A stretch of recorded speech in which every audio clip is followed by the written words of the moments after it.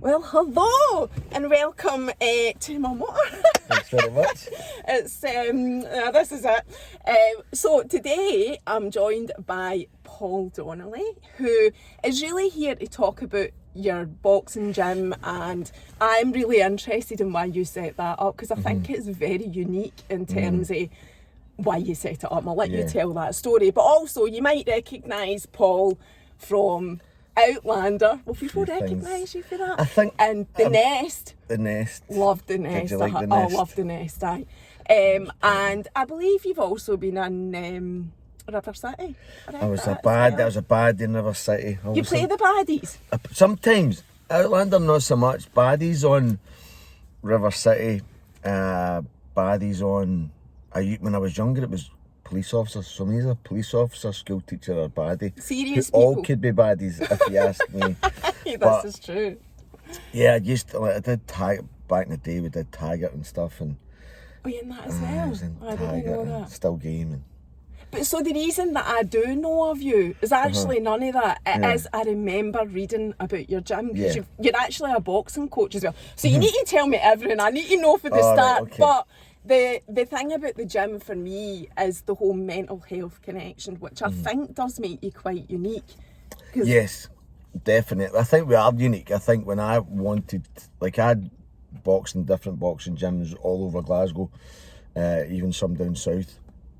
They're all kind of the same, and I wanted something different, where especially women could come in like a safe space, a safe environment for women to train.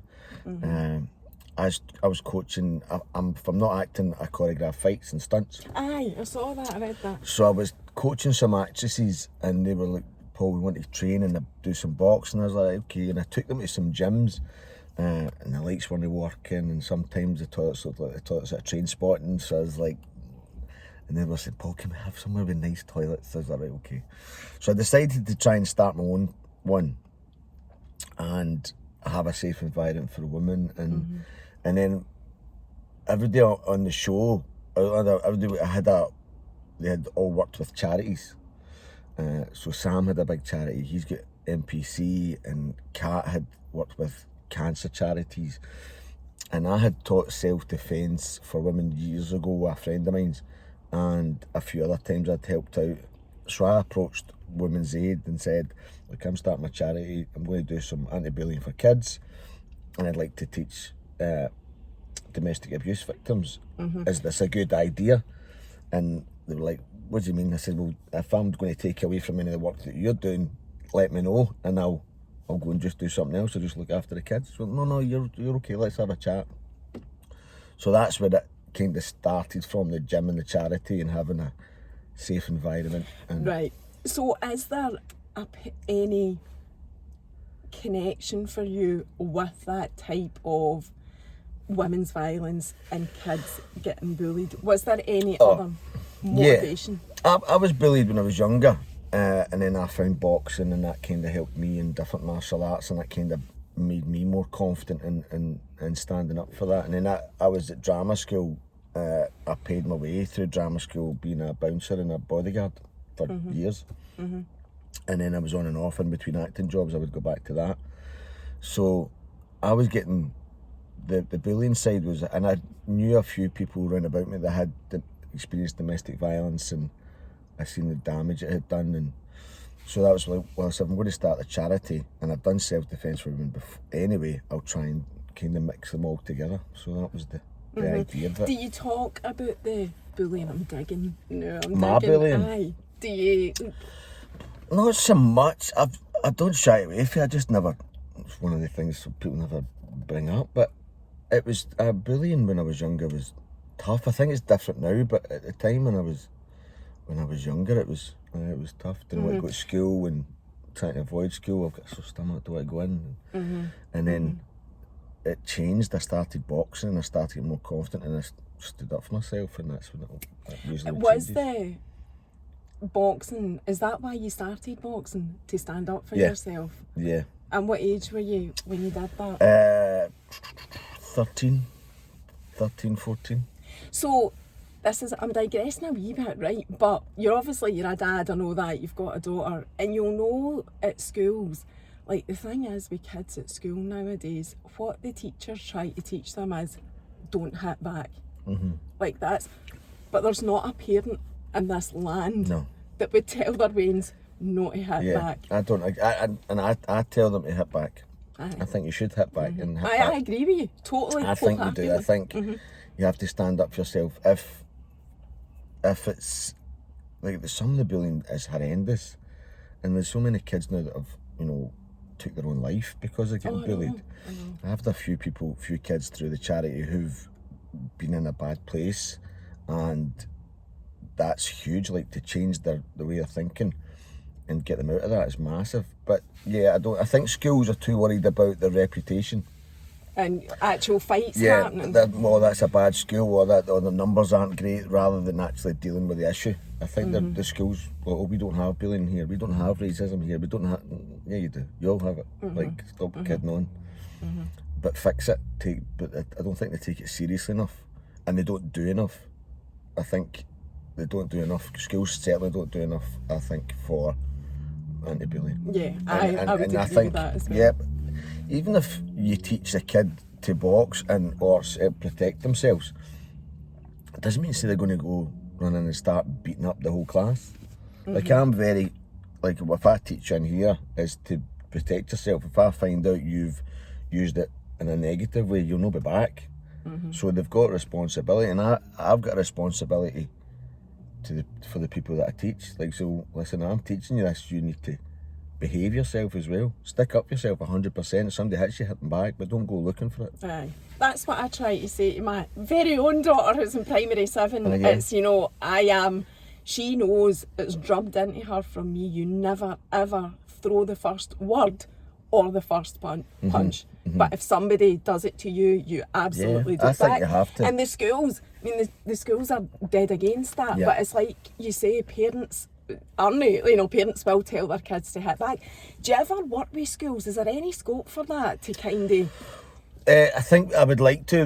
We've been asked a few times. I've got a few kids that have been bullied at school when they come in, and now their teachers are coming in and speaking to me. Like, so there is an option for that, I think, down the line. Is it down to budgets?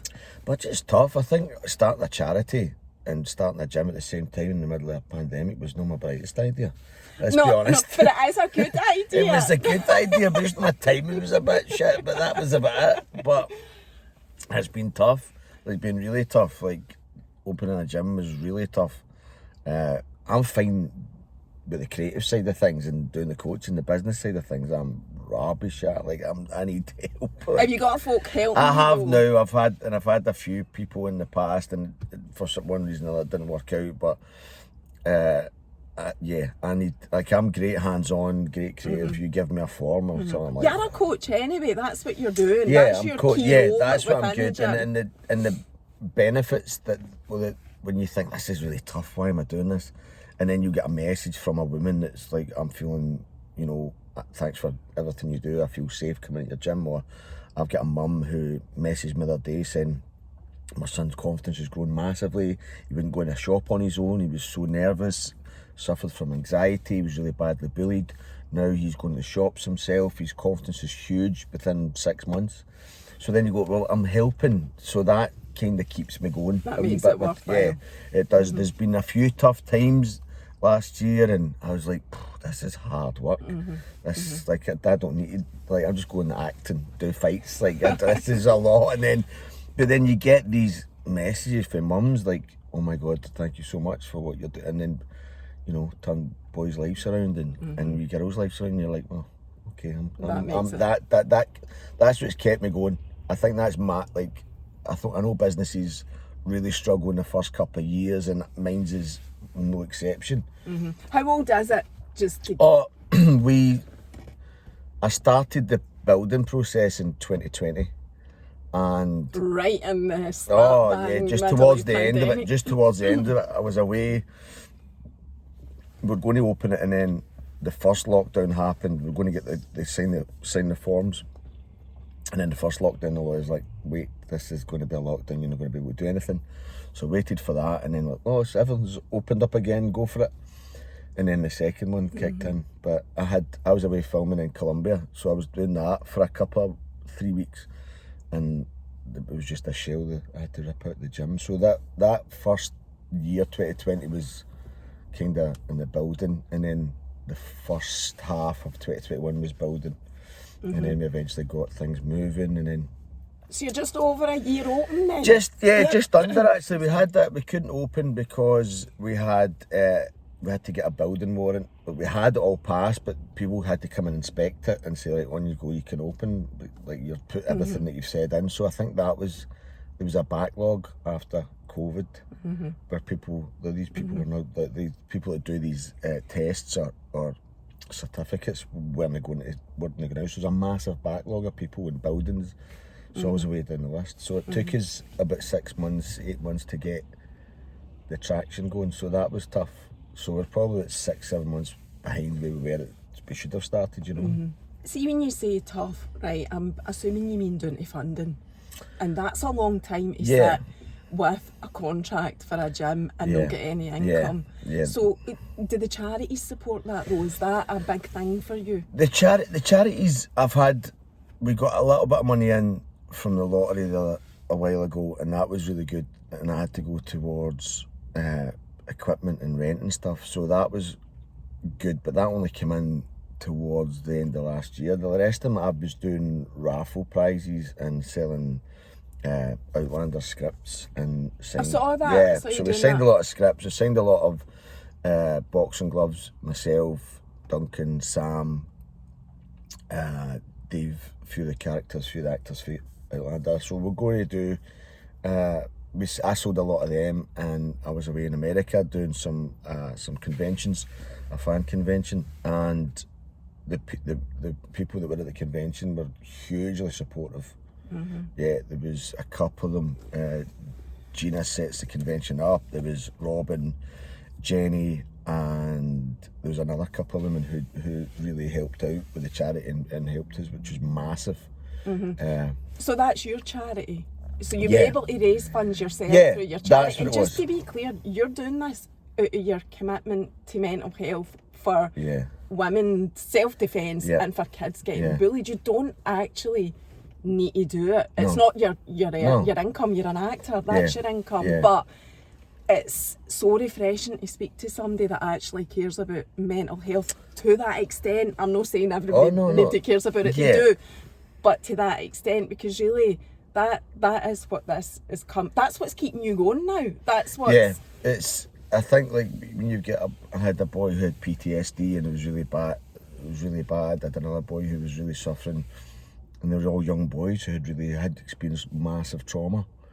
And men is predominantly, like, the biggest killer of men between, I think, 30 and 45 is suicide. And just having a place where we did a thing for November there, Men's Mental Health Month, where it was like a pizza and FIFA. So, like, on a Sunday we had the FIFA tournament, and we got pizzas from one of the local pizza places, Fullbacks and Mulgai, and we had the thing with pizza is you have to share it. Men don't talk. We don't talk. We go, it was fine. Man up, all that nonsense. It's just shite. All that, it is just shite. So the thing with the pizza, you have to share it. You have to, you having that? Is that one nice? You have to talk. So that was the thing. That was the idea behind that. And, like, everyday stuff for some mental health. If I had a sore ankle, I'd go to the doctor. But if I've got a mental health issue, I'm like, I'll be all right. But you have to address it. And I've addressed mine. Last year I've had a tough time with my mental health. Like, I'm helping so many people, and I'm like, I need a bit of time with me. Somebody said you can't fill anything up from an empty cup. You can't give. So I had to kind of take my time out, and I had to go and speak to somebody and sort myself out. Well, let's talk about that, because I always say this. I struggle to get men, heterosexual, that's the right term, heterosexual men to come, and I don't know why that is. I'm not creating a label or a stereotype here. I'm just saying the facts. That's what I struggle with. It's not that I don't ask, but men are so less willing, or heterosexual men, in my experience, are so less willing to actually open up and speak about it. I'm nearly at 60 these episodes, right? And you'll be the 9th really? heterosexual male. And it's wow. not because I don't ask, Paul. I promise you, I ask. I can imagine. So I struggle to get people meant to talk about it. So, going to tell us what your experience has been and is, and the whole thing that you've been through with mental health. And you're a boxer, you didn't get any more fucking macho than you, right? So that's the thing, I think. Like, if I was a bouncer, I was a bodyguard, I was doing stunts, I was choreographing fights, and I had a bit of coaching. I have had kind of masculine jobs. I'm always a baddie. But I remember when I wanted to act, it was like, it's not a man's job. And then, anyway. I got a real job. That was my dad. My dad, God love him, he was go and get a real job. I had a trade. I was a glazer to trade. What And you? I hated it with a passion. I hated it, and as soon as I could get out, done my apprentice, I left it. I went and become an actor, and I told my dad I would be an actor. Go and get a real job. And then I done a play in the Citizens called Death of a Salesman. And I did that in higher English. Mm-hmm. I played Biff, and there's a bit where Biff shouts at his dad and says, "Look, just let me be me." And my dad was watching it, and he came out and he went, "Right, okay, I get it. Go and do your thing. And just remember, I'll always be in your corner." And that's why I called the charity In Your Corner, because of that. But that's it. But mental health thing, I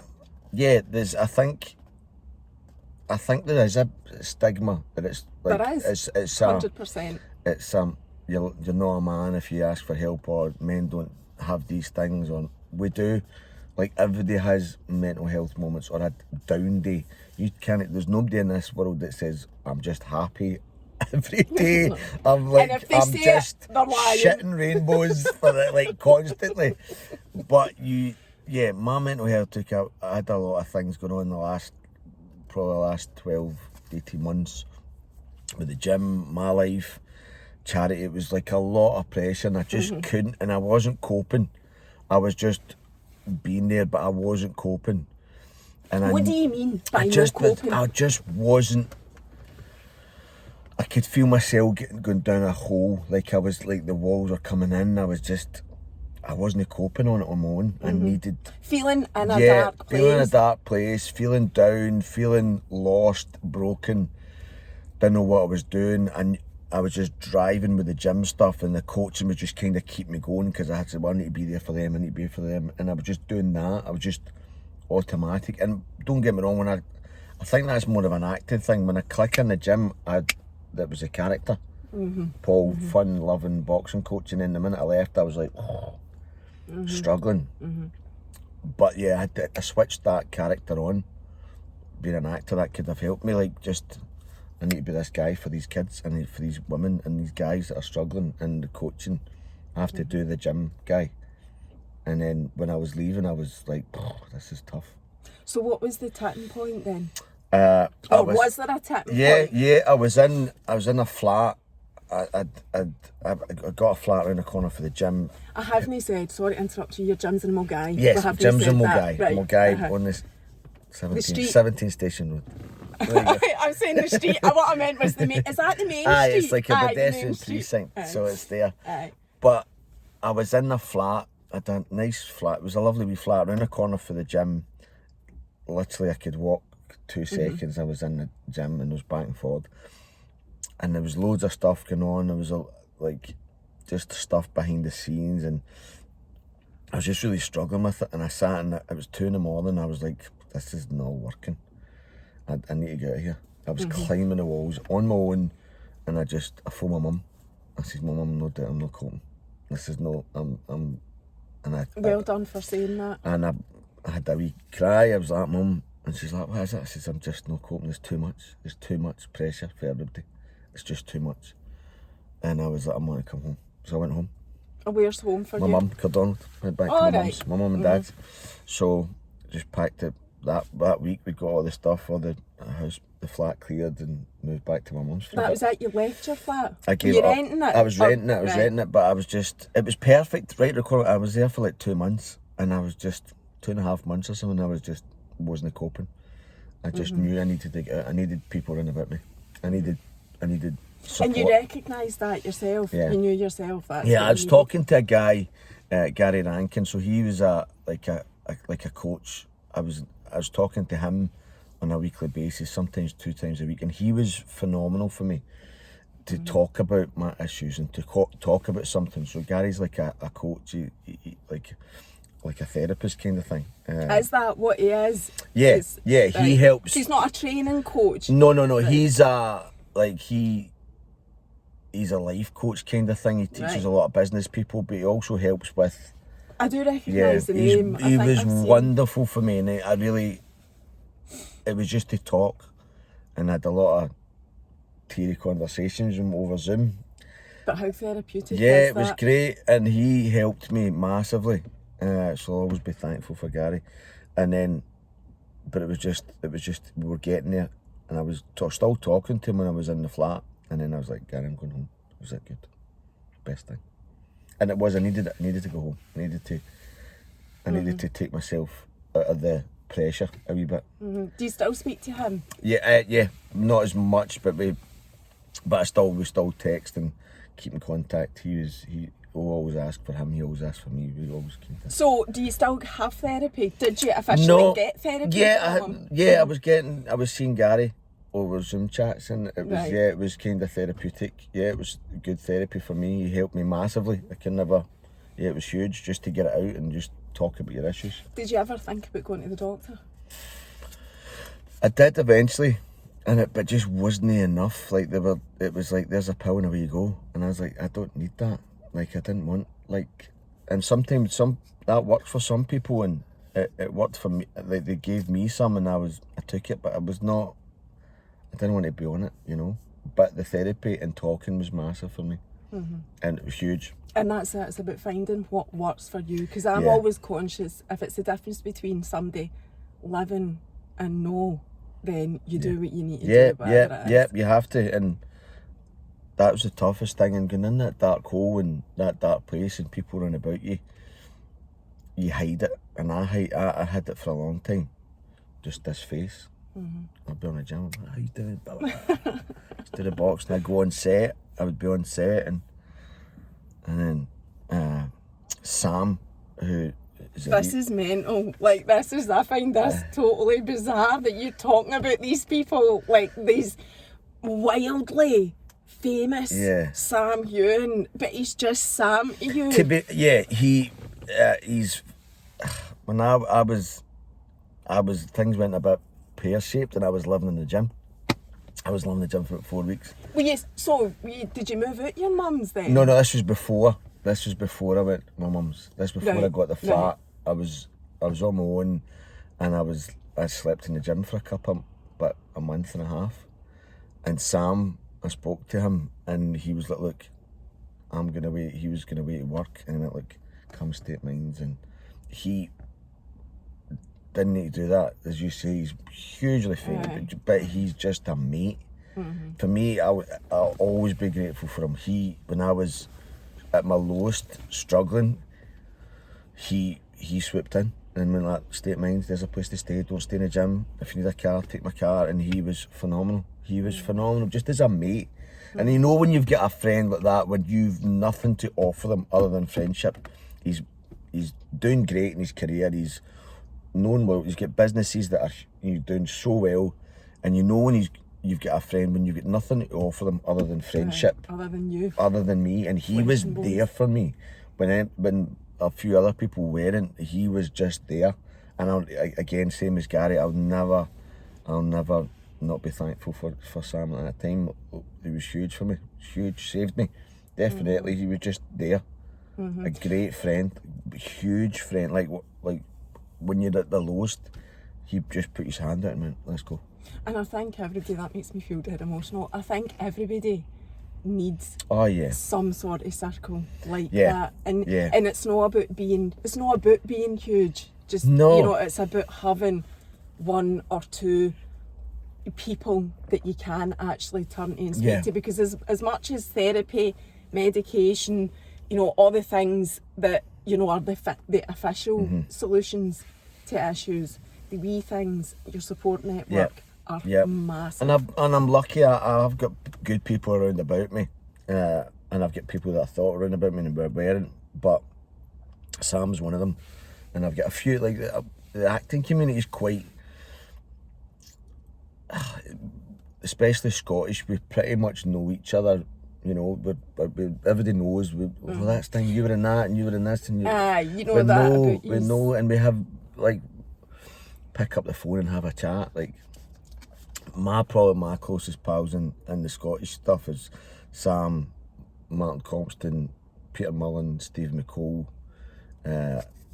Duncan from Outland. There's like a real core that I can go and have a cat and say, like, I'm struggling, you know. And that's you, like, that's your network for your mental health. And see, when it came to light that you and I were going to have this conversation, I then looked at your page, and it very much came across to me that it's everybody lives in their world almost the same way, regardless of who you are and what you do and how anybody else sees that.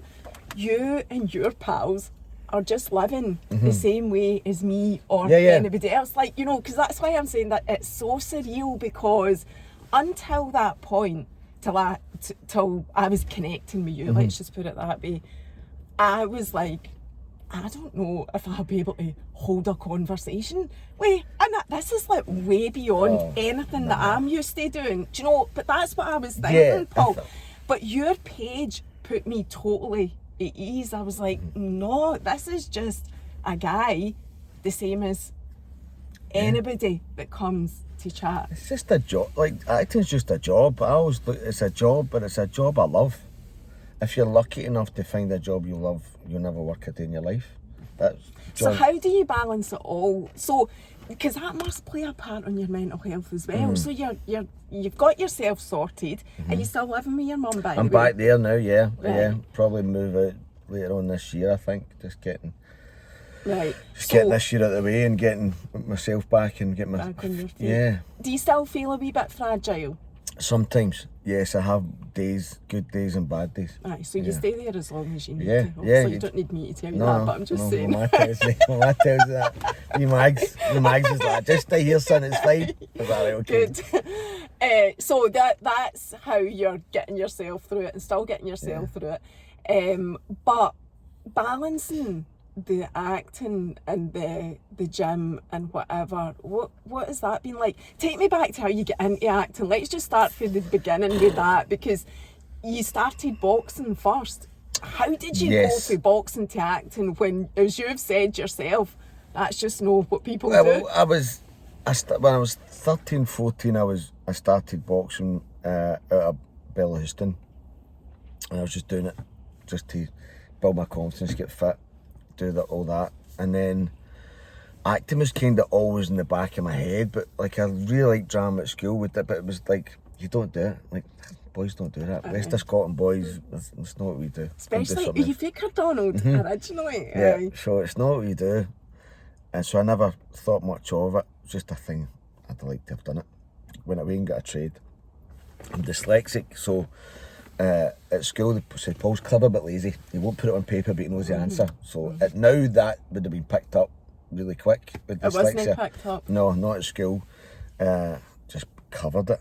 So academic stuff wasn't great, but I was good at the creative things and the physical things. So that kind of kept me going.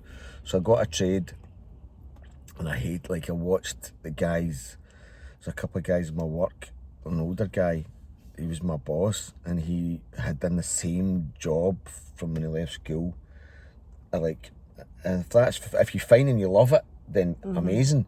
But he hated his whole life, hated his wife, hated his job, hated his, like, he went to the pub at lunchtime, back to the pub, finished work, went to the pub, and then went back home and did this cycle 5-6 days a week. And I was like, this is not for me. I can't be doing this. So I left.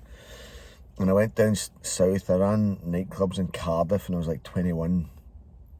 And then I got done a bit of acting. Like, one of the boys' brother was a director and put us in this wee TV show, and I was like, that's how you got into it. This is what I said, I love this. This is what I want to do. So I spoke to him, and you should go and study it. I was like, right, fine. So that's like 3 years of Cardiff. My dad says, I'm coming back up the road. He's like, all right, good, you're going back to your trade. No, I'm going to be an actor. He's like, "Ah, what?" He says, "I want to be an actor." It's like, oh my God. So I got in, and he had a guy that he drank with in a pub who was an actor, Frank, and he had, he says, "I'll help him, I'll give him a couple of auditions." So he helped me with the audition things. So that was fine. And I started drama, I started Langside, studying acting. And then at night, to pay for it, I was on the doors as a bouncer. Because the boys in the gym I was training with were all bouncers. Like, "What are you doing for money?" And I was like, "I'm just working in a restaurant." Like, "No, come on in the doors with us." So it was like double the money. Like, it was great money. So I started being a bouncer on the doorman. Were you still boxing? No, I was training, and I started doing different martial arts then. So I was doing some MMA, and I was doing some Muay Thai and a bit of stick fighting and stuff. So I was doing kind of just trying everything. It wasn't so much boxing. I wasn't so much doing the boxing training. And then it just kind of kept going. And then I started bodyguarding when I was at I started while I was still at drama school. So like people would come, like Girls Aloud or McFly or whoever, and I would look after them when they were in Glasgow for like signings and stuff. So that kind of paid my way through studying acting. You don't do anything like that now, do you? No, I used to do the doors for a long time on and off. In between acting jobs, it was great. Back in the doors, mate. It was good. When you were starting off as an actor, it was good because your days were free. Going for auditions and do rehearsals and stuff, and then working at night. It's really, I mean, it's well known, and this is the little bit that I maybe do know about acting, it's well known that it's really difficult for actors to break it or make it, whatever your terminology is. How did you? I don't like. I don't know if I would even say I've broke it. It's something I do. It's just a part of me that it's just my job. Like it's funny to say like, "Oh, I've made it now." I would never say like I've made it now, and I haven't. Like I do bits and pieces. Keep acting. Outlander's been amazing for me, like career wise and friendship wise, and for my life, it's been amazing.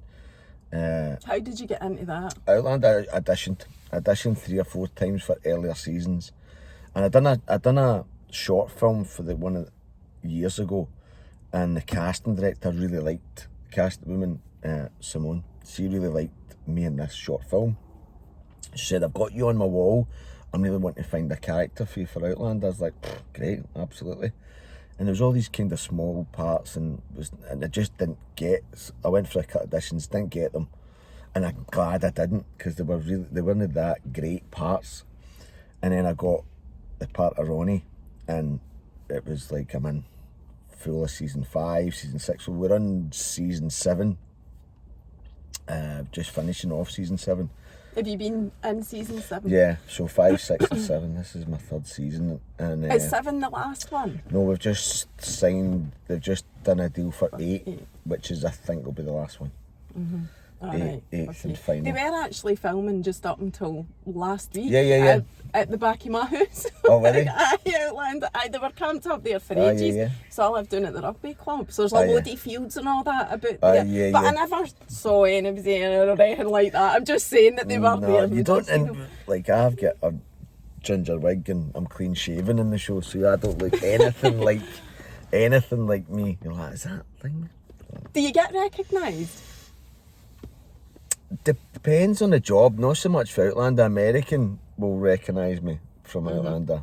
Scottish. It's massive in America. Yeah, huge. And thanks to you, the Americans think that we all caught a boot in kilts. Kilts and ginger wigs. Chasing haggis. Chasing the haggis and on a horse. Not quite that, but aye. So if you went to America, you would get recognised. Outlander. Some of them, I think. If a big Outlander fan, the black is he? But then I don't look like my character, so who knows? I know you don't. Because you've got long hair and that. I've got a ponytail and.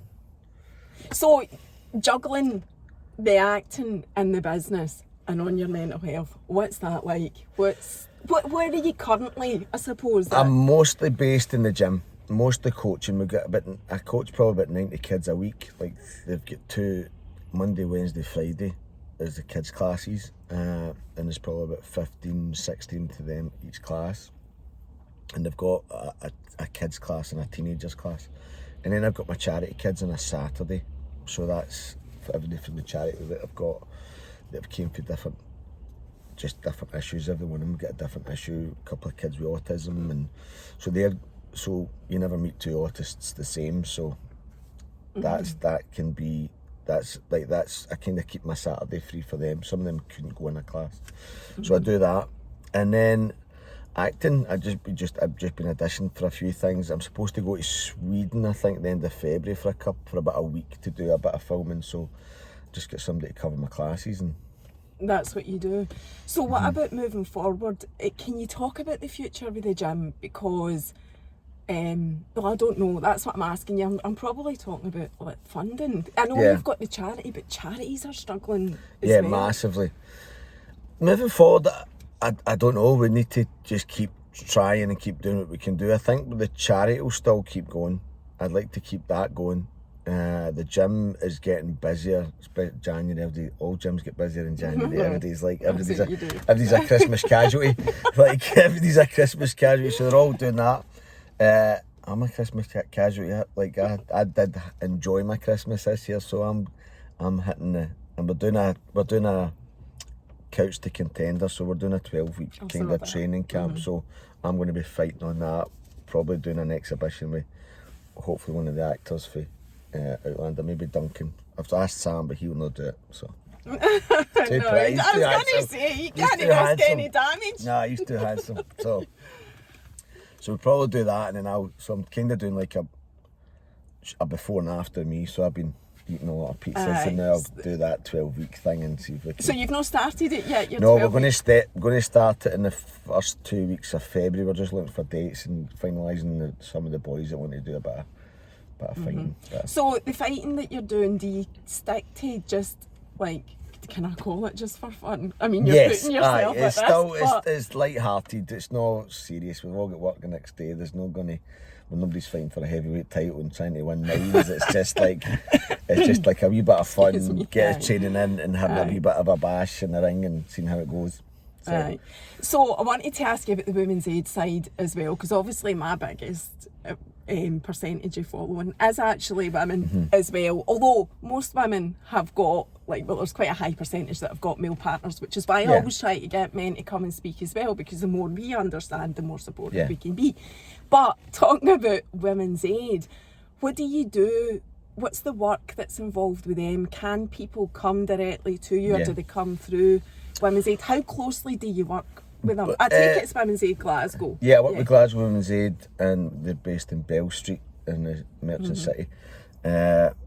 I keep in contact. There's a few contacts with Women's Aid, but we always talk every other week, and people can come direct, and if they want, or they can come through Women's Aid. I've got a couple that have came through Women's Aid, a couple came from direct, and it's just supporting and giving them a safe place to train. You can't just walk in my gym. It's a buzz. You got to buzz in. Oh, right, okay. There's a camera, and that was a safe. Like, if you're doing things with Women's Aid,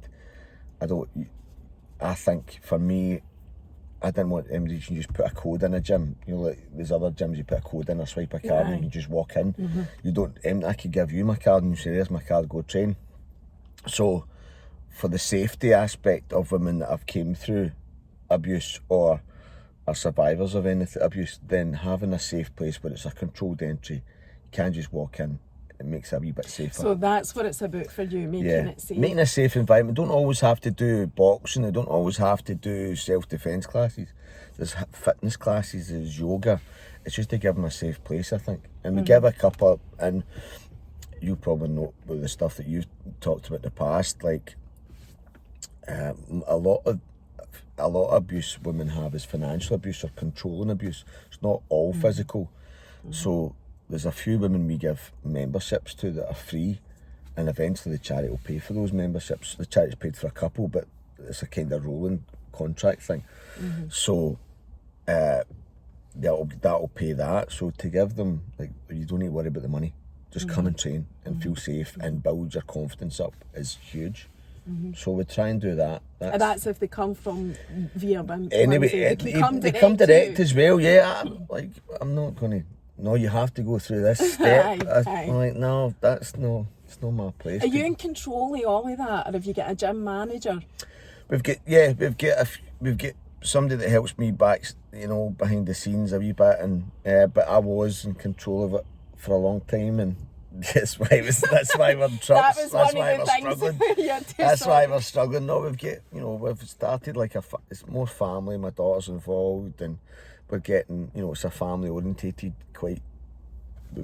Aye. He is on the desk, and that's pretty cool. And we've got it's nice to have somebody that I can speak to, and I've got some really good people in the gym, Joe and that, like Lauren, Mark, good coaches that come in and help out, and they, I've got Joe who helps. She's got so many qualifications. She does a whole women's life cycle from post and prenatal to peri and postmenopausal women. So she works with all different types, and some of her women have came, and some of them have been survivors of domestic violence. So. Where would we find out a menu? Is that the right schedule? Timetable. Everything that you do.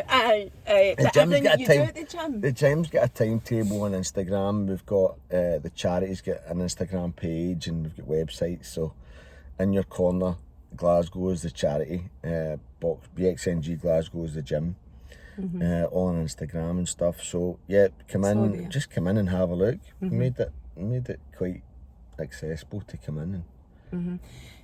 What I was going to ask you that popped into my mind, and I know you've not said this because it is about giving people a safe space, but would you coach or talk about self-defence, like what you do as, coaching people self-defence? I'm kind of going into a totally different thing here, but if somebody's being bullied or the victim of domestic abuse, would it be something that they would be looking for, just even to give themselves a bit of sometimes confidence? I've got a couple of women that I do self-defence one-on-one with. So I do a few of them, like what self-defence classes. So have you got classes for that? And that's in but it's not so much. That's not a gym timetable. But if you were saying like I'll put a course together. If there's a demand for it, then I'll do a one-on-one, and do a one-on-one. Or if there's a class, like 4 or 5 women say, Paul, I want to do a class, I'll say, right, okay, I'll put this class on at this time. So I'll find a space in the diary for it, but it's not on the gym. That'd be more come in and have a chat. But yeah, I do a couple of women I do one-to-one self-defence with. And are you okay with people contacting the page? Yeah. Or, what if they contact you? Is that not really what you would do? No, I don't mind. Like, I've had it in the past. Like, the minute I started talking about this, I get a lot of stuff, like American women that were in a bad place. And they were saying I'm getting abused at home, or my husband, and I was like, and I couldn't do anything with that other than kind of be a signpost. You need to protect yourself as well. I had to be a signpost, and like I spoke to Women's Aid, and I spoke to Wise Women.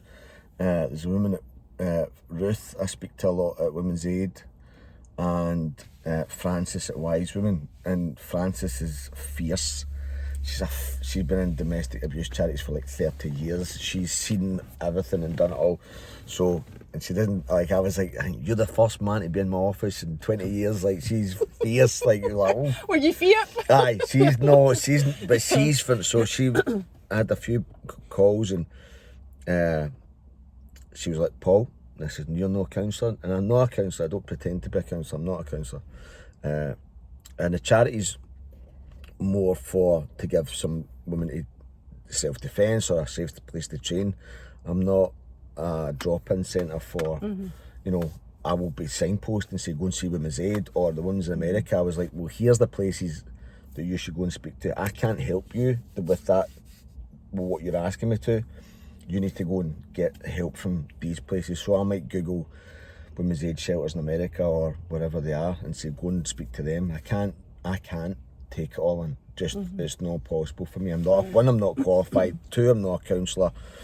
So I suppose what I'm a getting at, signpost. I know a lot of your audience as such will be American, and I suppose most of my audience is Scottish. Glasgow. Yep. So I think this is really specific geographically, it's not Yeah, possible no, for you to fix the world. No. But in terms of Glasgow, so if there's women watching this that can relate for whatever reason, and I'm absolutely certain there will be based on messages that I get. Yeah.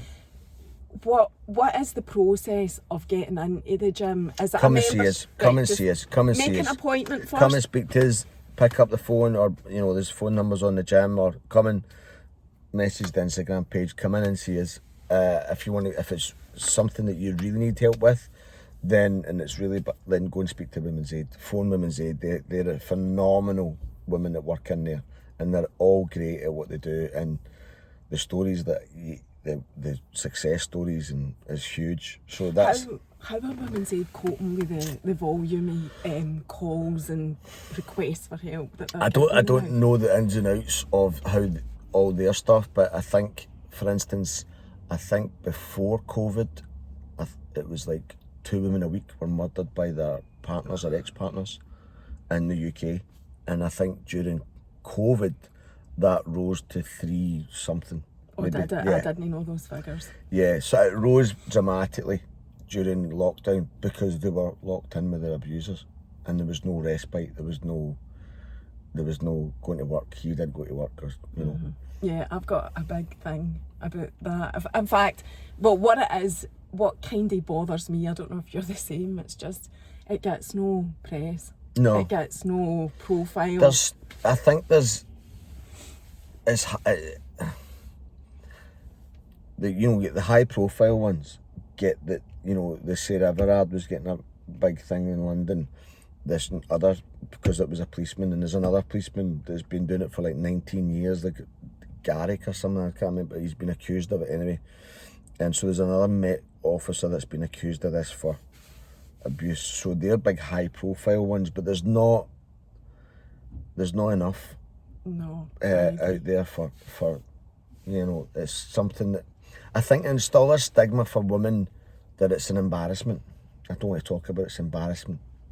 And then there's that they hide it rather than addressing it. Sometimes it's also though safer. Yeah, it is hide safer. It is safer, and it's safer to appease than cause another problem. Massively so. And yeah, it's well known that abusers or victims of abuse stay in the scenario for a very long time. Yeah, I think the average was a woman will try and leave an abusive relationship 6 times before she actually gets away. And it's not like, that's like over years. So they'll stay. Yeah. And if they've got kids, it's worse. The kids will stay for the kids. And financial, they'll have the money. If the financial control's massive for not letting them be able to leave. And as a genuine worry, it is actually, it Huge. exists, the cost of living's through the roof, but I would hope that there's enough support out there that if people can find the courage to do it. Yeah, if That you they find the get- courage, like organisation like Wise Women, Women's Aid are huge, especially Women's Aid. There's different ones, Eastern Bartonshire Women's Aid, there's Glasgow Women's Aid, there's loads of them. And there's a few others as well, and they're all really Offer good. support. Yeah, they give you, and I think the support, especially here, I noticed the difference between the States and here. Scotland has you get a lot more support here than you will. Oh, in really? other- yeah, Oh, massively. that's Massively, refreshing to yeah, hear. you get more support here. Women's Aid do an unbelievable job, huge job they do, and the amount of women, the calls are through the roof, especially since COVID. It's huge. Do you think more women are coming forward? I think they are. I think so. I think so. I think there still has. I think, I talked about it on a podcast before. Domestic violence is not a women's problem. It's a male's problem. It's a men's problem. 100%. We know that it's women aren't the perpetrators. We're the perpetrators. Men are the perpetrators. You're not teaching young men how to behave anymore. Like you're not like. There's no, especially with so much social media and easy access to things online that young boys shouldn't be seeing, or young people shouldn't be seeing. There's no. Nobody's taking kids aside like young boys at football or rugby coaches saying, this is what consent is, this is what a boundary is, this is what appropriate Are they behaviour not? is. Does that not No, get really, I don't taught? I don't think so. We talked about it before, and I talked about it with Women's Aid and Wise Women. There's not enough people telling young boys how to behave, like how to conduct themselves. And that's massive an issue, because if they're not getting it home, they're watching. Why would they not be getting it at home though? Because As a sometimes they mum don't. myself, I know, I'm but like, it's no. why? You get a daughter, so you're Aye. teaching her what you. That side of it. And there's that kind of boys will be boys. Like, no, they need to know what consent is, and for their own safety as well, like to And they boundaries don't and teach it consent. in schools. I don't know I don't think they do enough. I think they'll teach some of it, but I don't think they do enough. But coaches, I think, should have play a part. Do you do any work with that? Yeah, Like we teaching- we have a talk about it. We talk about from time to time. We'll have a discussion about what consent, like, but respect. Respect is a big thing in the gym. Like, everybody gets told, like, after you train, respect everybody that was training. Say thank you to each other for training that day and spending their time with each other. So that's huge. And I think we need to do more. I definitely do think we do more. What is the split in your gym between like male and female clients? It's probably quite 50-50. It's Is quite it? thin. That's- Yeah, I think the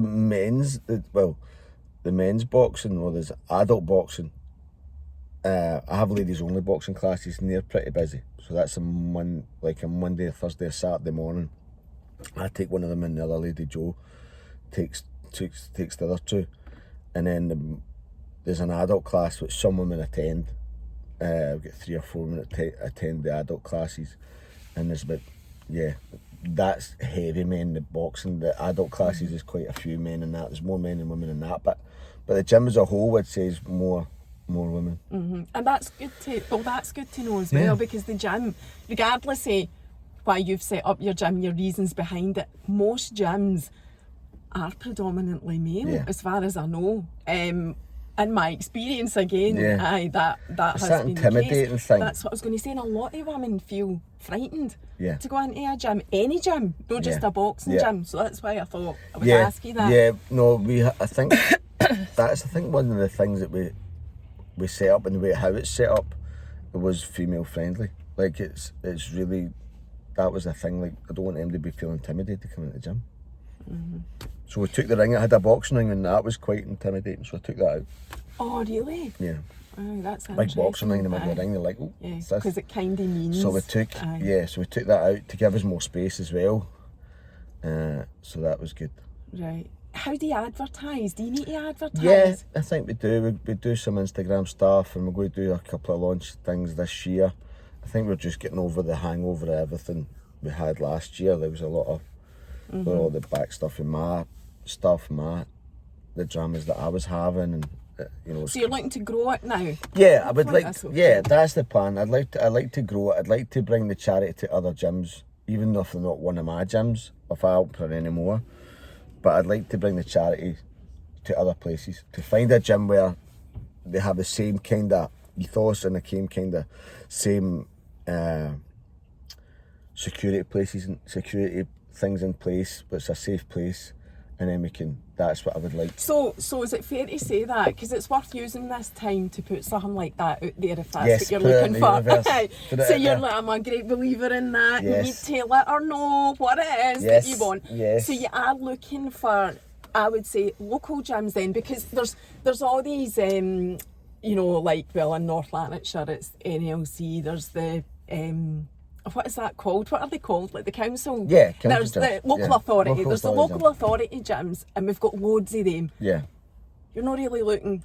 No, I think I would like to other gyms, because not everybody can make it to Mulgai has an issue.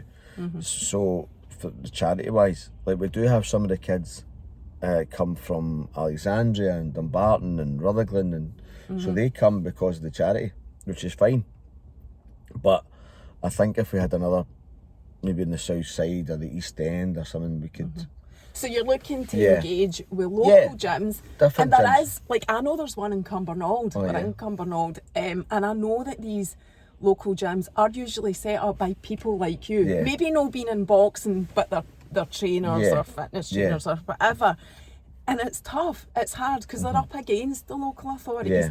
But doing the type of thing that you do Is unique. makes them unique. Yeah, I think that would be the plan. I'd like to move the charity and grow it as best we can.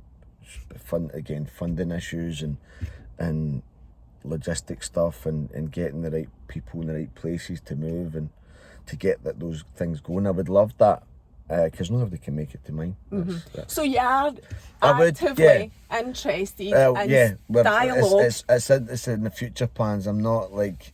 I'm not. You're not doing I'm it not, now. No, You're I'm not trying it. to get. Don't I'm want trying to get my head above the water. Now. I'm like this. I'm like this. I trying to don't get- want to make things any No, I'm more trying to- stressful. no. So, but in the future, then that would be, and you'd probably put that out in your socials as well. Yeah, 'cause once I we're ready think, to do it. Yeah, I think it could go other places. I think it'd be good. I think people would be interested Mm-hmm. in that. As soon as you put that out, I think you will get an interest. People wanting to engage and offer the same type of thing Yeah. that you offer. So I'm conscious we've got 5 minutes left. I want to get it back to you, you Alright, personally, okay, and no just like finish on that, because you've been extremely brave in talking publicly and openly about your own mental health. Mm-hmm. So I want to ask you about where you are now, how you're managing it, and how you're moving forward. I have good people around me, and I've got good support system, and I'm just taking it one step at a time. I have a thing in the gym that says, and it's a Rocky quote: "One step at a time, one punch at a time, one round at a time." It's on the wall, and I'm doing that. I'm just doing like getting there one bit, and Are just you spiritual? a wee bit. Yeah, I'd say I'm a bit spiritual. Yeah, I put it. Yeah, I would say so. So what kind of stuff do you read? Oof, I don't know. I've Do not you read. read anything? Sometimes, not for a while. I've got this book that's that I give out that I've bought about 12 copies of. Right? Oh, to give to people. And I give it Aye, all the right. time. Oh, So what one? Right, so you want to share. the boy, the mole, the horse, and the fox. I I've love got, it. That's in my house. I That's love mental. it. It's my favourite. Somebody bought that for Lola. Aye, It's that's in my brilliant. house. It's a And beautiful book. I sent it to one of my house, one of my best pals. He's in New Zealand, so we met on a movie set in Malaysia, and he was in Hawaii Five-0 for a long time. And I sent the book to him, and he was like, "Bro, I love this," and I've gave it away to like, so many people. You keep having to buy it. I buy it to give out. I keep one in the house, but I give it out, and that's because it's like a story, but every page has got like a nice wee message. Aye, that's what I was So going to say. It's like positive. I like that, and that's probably my favourite. And I give it out like I've like if you get a birthday, you might get a birthday coming, you might get it, and I love it. It's really good. It's really nicely drawn, and I think it's nominated for an Oscar. I did a short film about it, an animated film. I think it's up for an Oscar. It's beautiful. I love it. It's a beautiful And book. I love it, aye. and it can be from 8 to 80. Anybody can read it. I know kids that have took it to school, and Well, Lola's got one. She's 11. Do you know? I had a coach once that said that if you don't go reading every self-development, personal development book that's out there and fill your brain with hundreds of books. Find one or two books that really resonate with you and keep reading them and keep. So a coach actually said that to me. So do you pick up that book? And just look at a page, There's and probably that's the about page. there's about 3 copies left in the gym, and I think I gave two away. One to a lady in America, and Jenny. So she'd really contributed to charity and helped out loads, and so I gave I put up like merchandise, t-shirts and stuff, and hoodies and hats, and gave her a wee package and put the book in. And she had the book. She went, but it's really nice as a gift. So she already had it. It's a beautiful gift. And I love it. So yeah, I do that. I give that. That good. sounds really nice, and it's there in the gym, and it's like People can you get through reference the it whenever storm. they want. Yeah, Aye, it's pretty it's amazing. good. It's a really nice book. We've got 40 seconds left. 40 That was a seconds. lovely thing to finish on, that book. I can't thank you enough for No coming worries. to speak. I Thanks think for the people chat. will love Thanks. this. So, Oh well, aye. wait and see. Thanks again. See Thank you next time. See Bye. you later. Bye bye.